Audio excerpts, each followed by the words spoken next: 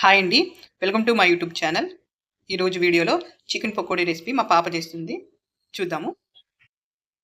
Chicken pakodi రెసిపీకి కావాల్సినవన్నీ: కారం, ఉప్పు రుచికి తగినంత, పసుపు, ధనియాల పొడి. ముందుగా ఇలా మనం చికెన్ కడిగి పెట్టుకోవాలండి. దానిలో మనం తీసుకున్న మసాలా పొడులన్నీ వేసుకోవాలి. ఒక హాఫ్ స్పూన్ అల్లం పేస్టు. ఇప్పుడు వీటన్నిటి మనం కలుపుకోవాలి. ఉప్పు, కారం ఇవన్నీ ముక్కలకు బాగా పట్టించాలండి మసాలాలు. దీంట్లో ఒక ఎగ్గు వేసుకోవాలండి. ఎగ్ వేసి ఇంకొకసారి దాన్ని కలుపుకోవాలి.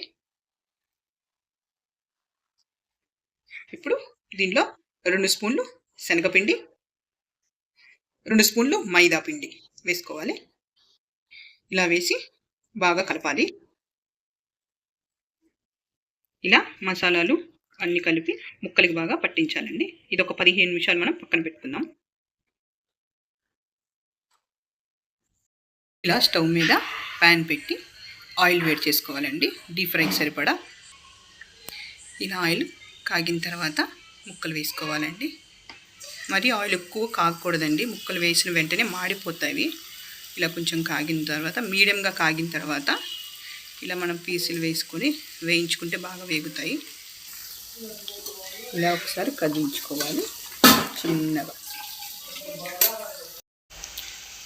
ఇలాగా చికెన్ ముక్కలు మంచిగా వేగిన తర్వాత మనం ప్లేట్లోకి తీసుకోవాలండి.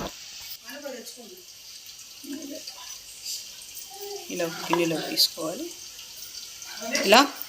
తీసుకోవాలి. మనం ఇలా కొంచెం కరివేపాకు వేయించుకుంటే బాగుంటుంది.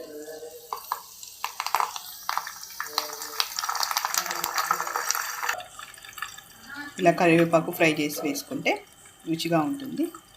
చికెన్ పకోడీ రెడీ అండి. Please subscribe my channel. Recipe నచ్చితే లైక్ చేయండి. Thank you.